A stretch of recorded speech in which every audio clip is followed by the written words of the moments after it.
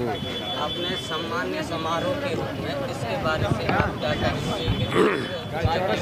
क्या हम क्योंकि नवयुवक लड़का है, इंजीनियर भी है, और मैं जब प्रदेश अध्यक्ष था तो मैं 15 तारीख को प्रस्ताव बना करके दे दिए थे, जिसमें आप भी रहे, बहुत सारे दीदी भी रही हो, क्योंकि प्रकृति का एक नियम है, फूल झड़ता है और फूल फिर लगता है ना,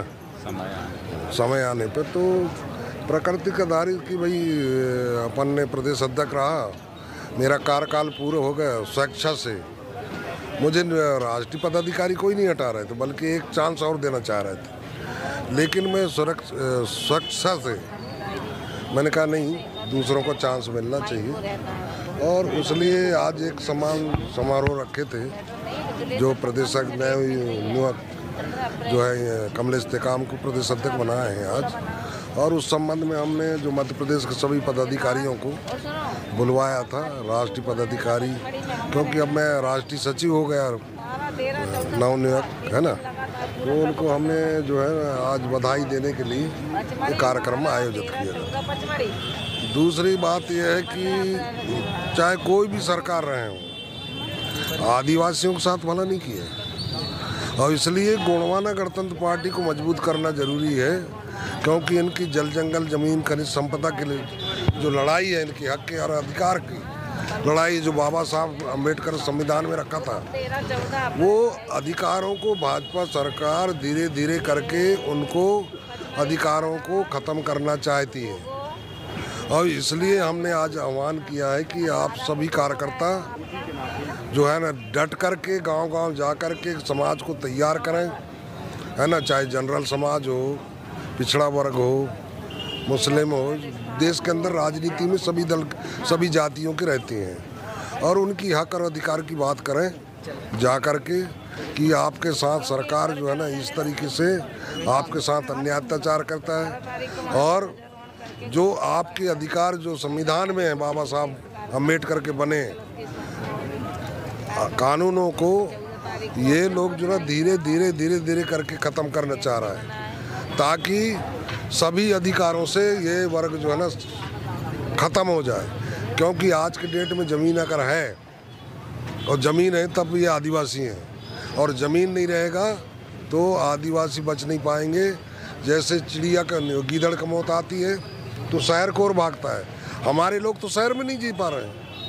तो ज़मीन को सरकार ने बड़ी चालाकी के साथ में, आरएसएस और बीजेपी एक ही हैं, वो दोनों मिलकर के और आदिवासियों को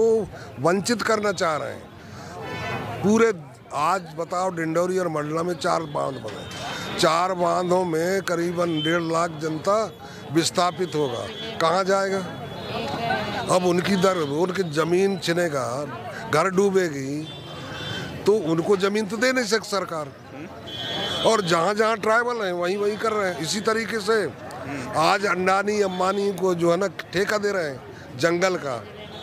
और जंगल का ठेका दे करके जो आदिवासियों को जल जंगल ज़मीन से बेदखल कर रहे हैं, जंगल से बाहर किया जा रहा है। तो ये कुल मिला करके इस भाजपा की सरकार आदिवासियों के अंत करना चाहती है, उनको अंत मतलब समाप्त कर देना चाह रही है। तो कल के दिन में वही हमने निर्देश दिए हैं कि आपको गांव-गांव जा कर के बताओ, और नहीं तो आदिवासी बचेगा नहीं। इसमें उद्योगपति अलग लग गए और राजनेता अलग लग गए, और जहां आदिवासी है वहीं खनिज संपदा है। और जैसे उसको अपने छत्तीसगढ़ में जो है सेदेव है, उसके जंगल कटवा दिए, कोई नियम कानून नहीं, उनको अडानी को दे दिए। अब वो खनिज निकालेगा, उसको लाभ देगा, सरकार को कमीशन मिलता रहेगा। तो ये पद्धति ला करके आदिवासियों के साथ अन्याय कर रहे हैं, और यहाँ का जिनको हमने बागडोर देते हैं, चाहे वो सांसद हो, विधायक हो, चाहे और भी कोई जनप्रतिनिधि हो, ये बंधुआ बन के इनकी जो है मुंह में पट्टी बंधी हुई है। ये समाज जो है ना जाएगा कहाँ, किसके सहारे? इसलिए हम कह रहे हैं कि हम तुम्हारी लड़ाई लड़ रहे हैं, सभी समुदाय की लड़ाई लड़ रहे हैं, गरीब का कोई जाति नहीं होता। हमारे साथ गोंडवाना का विधायक बनाओ, और जब विधायक बनेगा तो मुख्यमंत्री बनेगा, क्योंकि विधायक दल का नेता होता है कौन? मुख्यमंत्री। तो हम 15-20 विधायक भी अगर यहाँ से निकाल लेते हैं, हम कहाँ से, अपने महाकौशल से, तो हमारी वहाँ बोला बाली और इस कौम को रक्षा सुरक्षा करने के लिए आज भी कर रहे हैं हम, और कल भी खड़ा रहेंगे। तो ये संदेश गांव-गांव फैलाना है, और यही निर्देश मैंने जो है हमारे जो नवनियुक्त प्रदेश अध्यक्ष जो बनाए हैं उनको हमने कहा है, आप इंजीनियर हो, और इंजीनियर का ऐसा रहता है कि बहती धार को रोड के दूसरे तरफ बहा सकते हो। तो ये तमाम चीज़ें लगा करके जो ना समाज का सेवा होना चाहिए, जो अन्य अत्याचार से पीड़ित है,